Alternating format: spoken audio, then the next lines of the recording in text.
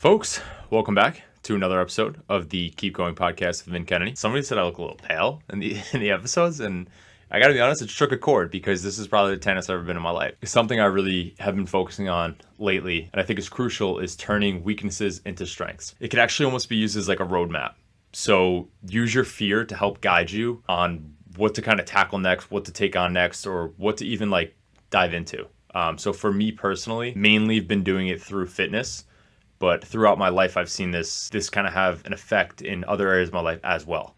One being, growing up, I struggled reading, hated reading, really bad at it. Again, I don't think I ever finished a book in entirety at any point of my life until 2020 hit. And at that point, I just dove headfirst into reading. I've read Can't Hurt Me by David Goggins, kind of had this whole chain effect of all these other books I've read. And yeah, now I just kind of crush books and I love it. I think it's finding the material you like, but again, it's turning that weakness into a strength. And reading has so many benefits for so many different reasons. You get to learn from people that have passed or just great thinkers, leaders, and role models, and you kind of get to digest and reflect on their information and incorporate it into your life. Reading has really transformed my life, and it's just one of those things that I really struggled with as a kid. I know when it came around to reading out loud in class, I would oftentimes leave the room, go to the bathroom. I was that kid. I was I'd count how many people are ahead of me. I'd read over the sentence or paragraph a million times, so nervous to get it wrong. Just wasn't a strength of mine, and I wasn't confident in myself or my ability. Again, like everything else, consistency, chipping away at it, you get better at it. I don't think everybody needs to be a speed reader. I think it's more important to digest the information, and that's something I've kind of really fell face first into. Another thing, running. So, hated running. Another thing I would avoid often. Baseball growing up, you had to run poles. It's actually, I just said this to a friend. It's funny, I remember a baseball coach when I was younger, he said Kennedy slows molasses. And I had a speed workout on Tuesday. And I don't know why, but I kind of like to dig in the cookie jar when I'm doing tough things and look for that extra motivation, that extra push. And that, for some weird reason, popped in my head. And I was like, I'm doing it for myself. The coach won't even know, but I'm doing it to prove that I'm not slow. And listen, I'm not quick, but I'm fast. So long distance, my times have gotten a lot better. Quickness, that's kind of one of the things where you could definitely work on it, but I think it's a talent as well. Now, running has kind of taken over as my main hobby, and I'm fully obsessed with it. And again, it's just one of those things that I've always struggled with, and I've now turned it into a strength where for my standards, crushed a track workout last Tuesday. Had a call with my marathon coach, Jeff Cunningham, and he's been saying it for a couple weeks now, but I finally bought in. I'm going to run a sub 3 hour marathon at some point here. It's probably going to be in the spring, but that's a 6:50 pace for 26 miles. And the sheer thought of it is gets me giddy. It's insane. I'm not boasting by any means. It's just the fact of I was 250 pounds in 2014 and couldn't even run a lap around a track. God knows what my mile time was. Even that first mile I was able to run. So it's just so cool, the evolution of it. And it's just consistency. It's just hard work. I did stop running for a while, got back into it 2020, did a bodybuilding show, stopped running again. But it's just chipping away. I don't know how many weeks I'm into my marathon prep. I know I'm 6 weeks out from my Colorado marathon, which I will not be running a sub 3 marathon. Well, that's not true. We don't know. But that is not the actual goal, because I've added the element of altitude and just not as prepared as I'd like to be due to rolling an ankle and just not having adequate time to kind of hit that milestone there. But it's going to happen. And I've fully bought in now. And it's just so cool to turn something that was a weakness. Again, just like reading, I shied away from it. I would do what I could to avoid it. And it's when you start shedding light on these things that you're avoiding and your weaknesses and turn them into your strengths, you build more and more self-confidence and self-belief in yourself. And I say it all the time, but this stuff correlates to other areas. This is a giant catalyst for change. And I think it could be used as a roadmap where you kind of sit down and evaluate where your weaknesses are on things you actually want to get better at. Of course, some things just aren't our strengths, and that's okay. And you might not like certain things, and it might not even be something you have the slightest bit interest in. If you really, really hate running and you don't want to run, I don't suggest that you just sign up for a marathon right away. Obviously, chip away, do the small things.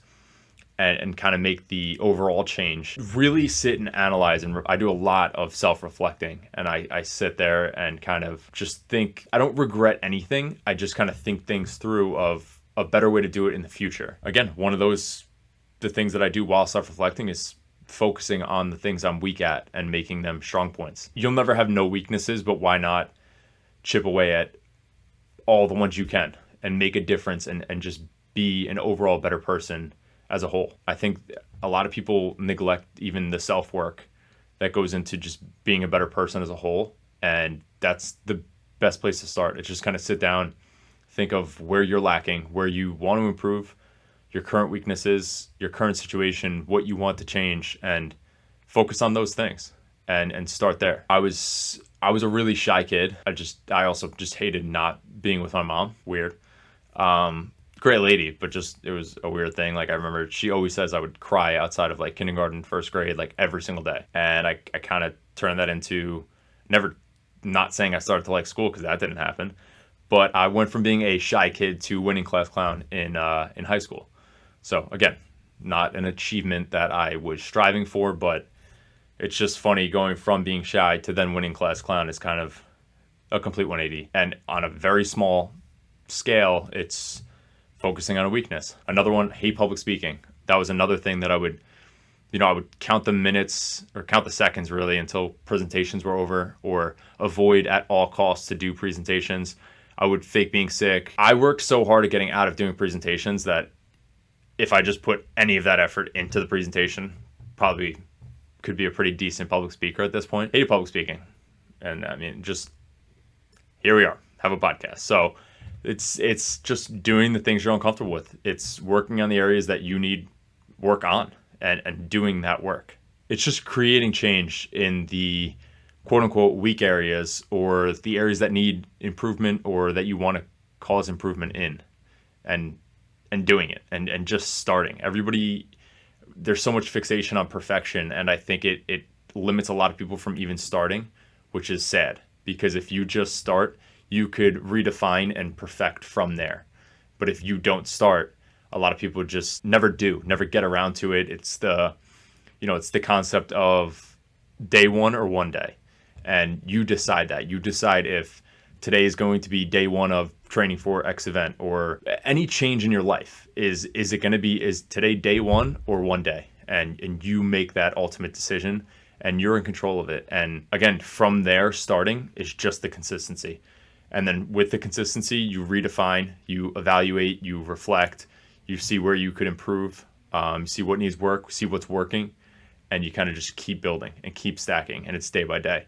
This could be in marathon training. This could be in life. This could be in business. This could be in school, in relationships, in anything. These mindsets are circulating the internet, at least my feeds, and a lot of people think that they apply to one general area of your life, and it's just not the case.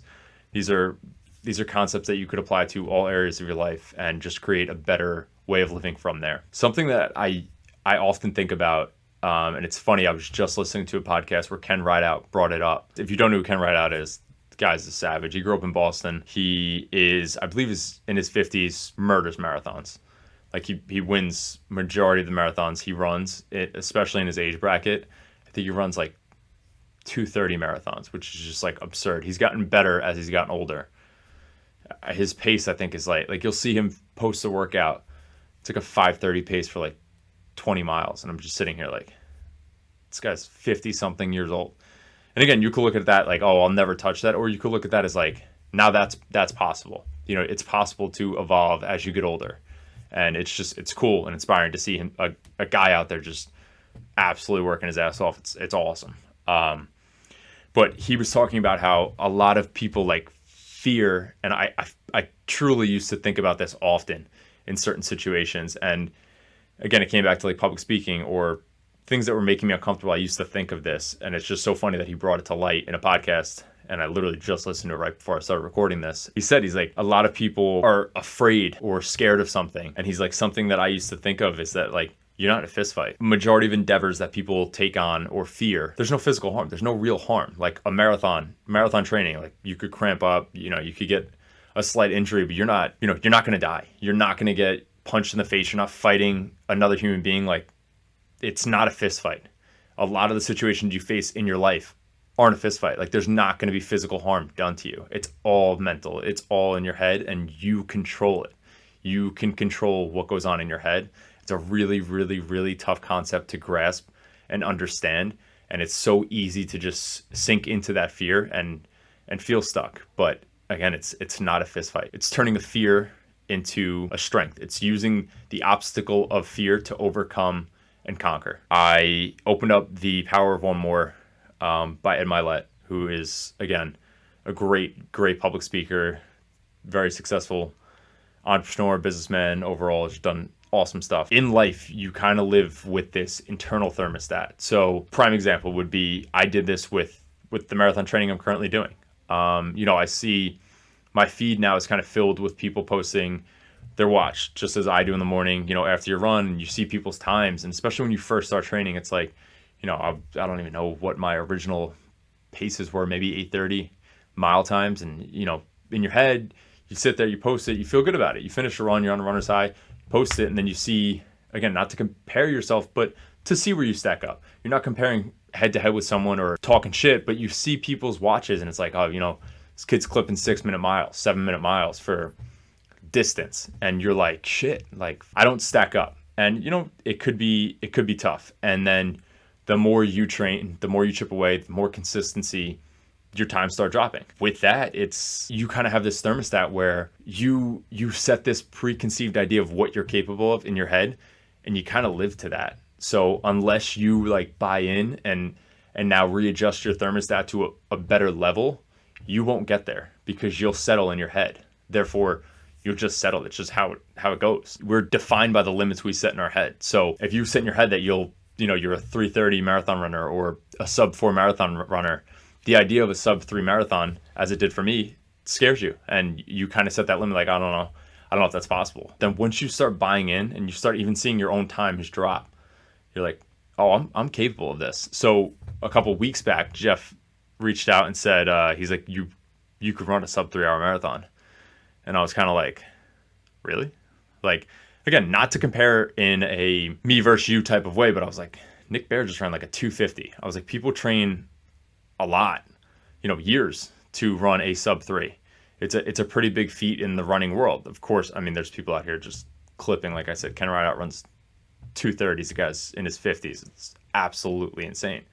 So it's not the pinnacle, but it's a big feat. So, at first I was a little timid when he mentioned it, and that next week came, and I felt good on a long run. I had decreasing splits, pretty excited about, and then I had a track workout, and I like just didn't want to do it, put it off all day, crushed it, and I was like, fuck, like I'm a sub 3-hour marathoner. Like, haven't done it yet. I will, but it's just buying in. It's resetting that thermostat. And we do it in a lot of areas of our life. It could be financially, where, you just say you've only made a certain amount of money in your life. You've never cracked 6 figures, and you set in your head like this idea that you can't do that.